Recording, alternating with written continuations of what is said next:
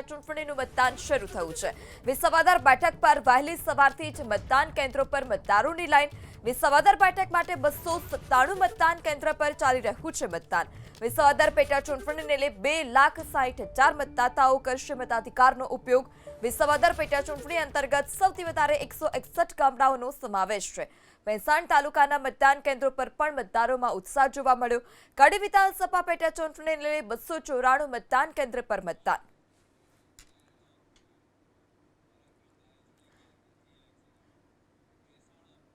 ભેંસાણથી વધુ માહિતી સાથે સંવાદદાતા પરાક્રમ પણ આપણી સાથે જોડાઈ ચૂક્યા છે। પરાક્રમ પાસેથી વધુ માહિતી લઈશું।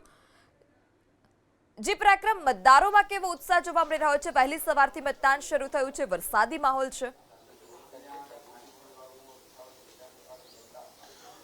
ચોક્કસ વિસાવદરની પેટા ચૂંટણી પર સમગ્ર રાજ્યની નજર છે ને ભેંસાણ બીઆરસી ભવન છે ત્યાં જે લોકોની વહેલી સવારથી લાઈનો જોવા મળી રહી છે। આ ત્રિપાખ્યા જંગ વચ્ચે અને ચૂંટણી જોરશોર પ્રચાર વચ્ચે ત્રણ પક્ષોના રાજકીય પક્ષોના પ્રચાર વચ્ચે અત્યારે જોઈ શકાય છે કે મતદારો કયા મુદ્દાને લઈને મતદાન કરવાના છો અને કેવો માહોલ છે અત્યારે? શું કહેશો દાદા?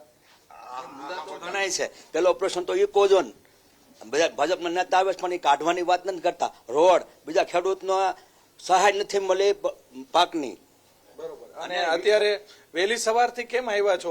વાવણી કરવા જવાનું છે? વાવણી કરવા જવું જ પડે ને, વરસાદ થઈ ગયો। હા, વરસાદ થઈ ગયો।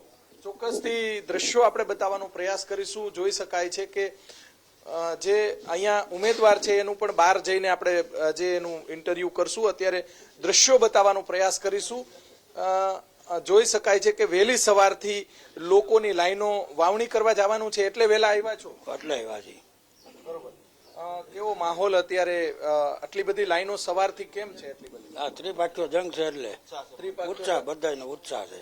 બરોબર, લોકોને ઉત્સાહ છે। હા, ચોક્કસ તમામ વર્ગના લોકો, ખાસ કરીને ખેડૂત મતદારો સૌથી વધારે છે અને બીઆરસી ભવન છે ત્યાં અત્યારે અમે આવી પહોંચ્યા છીએ।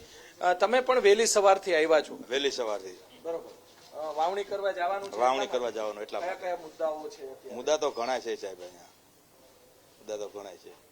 ચોક્કસથી જે દ્રશ્યો બતાવવાનો પ્રયાસ કરીશું। સિનિયર સિટીઝન મતદારો અત્યારે પહોંચ્યા છે, જે પોલીસમેન હાથ પકડી અને મતદાન મથક સુધી લઈ જઈ રહ્યા છે। આ દ્રશ્યો તંદુરસ્ત લોકશાહીના દ્રશ્યો આપણે બતાવવાનો પ્રયાસ કરીશું અને તંદુરસ્ત લોકશાહીમાં આવા જ ક્યાંક દ્રશ્યો સામે આવતા હોય છે।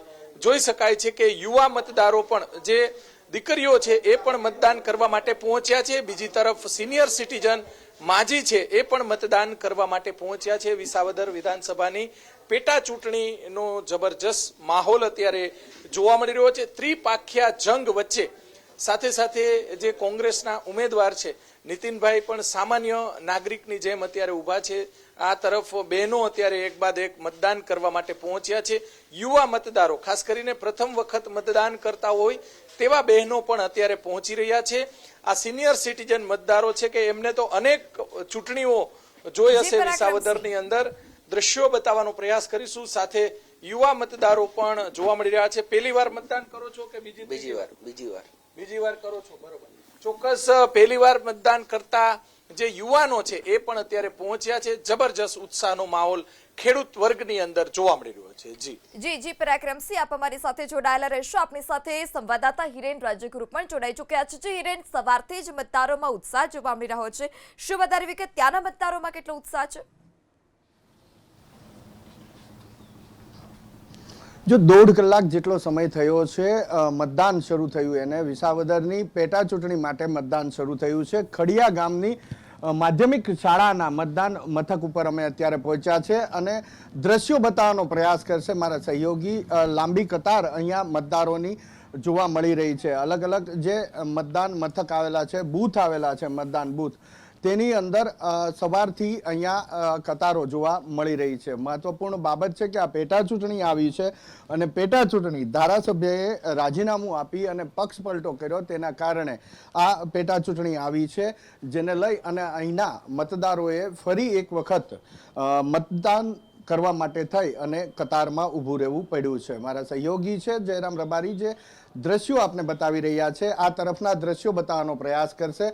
જે અહીંયા કતારની અંદર ઉભેલા છે મતદારો, એ મતદાતાઓના દ્રશ્યો બતાવવાનો હાલ આપને પ્રયાસ કરી રહ્યા છે. આ તમામ એ મતદારો છે કે જે અહીંયા મતદાન માટે પહોંચ્યા છે, સવારથી મતદાન કરી રહ્યા છે, 1.5 કલાકનો. કાકા, શું મુદ્દો ધ્યાનમાં રાખીને મતદાન? આમાં ખબર નથી આપને તો પપ્પા અહીંયા તો આવડી કે કાકા, આપ શું મુદ્દાને ધ્યાનમાં રાખીને મતદાન કરશો? કેવા ધારાસભ્ય જોવે છે? સારો હોય જોઈ કંઈક વિકાસ કરે એવો દેશનો હોય તો કંઈક રાજ્યનો એવાને દઈ મત જાહેરમાં કબૂલ કરે. તમારા વિસાવદરમાં કેવા પ્રકારનો વિકાસ જોવે છે? વિકાસ તો બધાને સારો જોતો હોય ને, નબળો તો કોઈ ન જોતો હોય ને, પણ હવે જડતો નથી. એ છૂટી જાય વયા જાય, પછી કોઈ સામે જોતા નથી. આ તો મત દઈ એટલું છે. તો આ પ્રકારના દ્રશ્યો અહીંયા જે સિનિયર સિટીઝન છે એ પણ પહોંચી રહ્યા છે, મહિલાઓ પણ પહોંચી રહ્યા છે, મદદ કરી રહ્યા છે. જે સુરક્ષા કર્મચારીઓ છે એ અહીંયા એ પણ દ્રશ્યો આપને દર્શાવવાનો પ્રયાસ કરશે. મારા સહયોગી જયરામ રબારી અત્યારે દ્રશ્યો આપને બતાવી રહ્યા છે.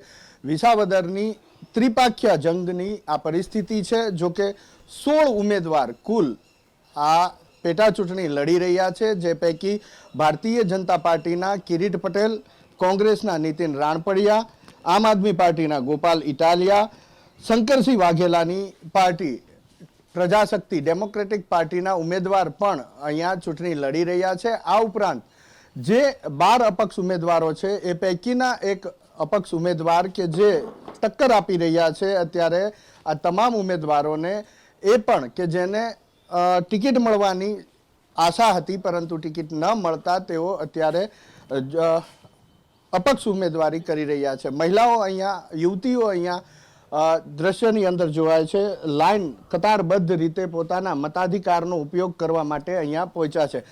તમે પહેલી વખત મતદાન કરો છો કે અગાઉ કરેલું છે? પહેલી વાર. પહેલી વખત. હા.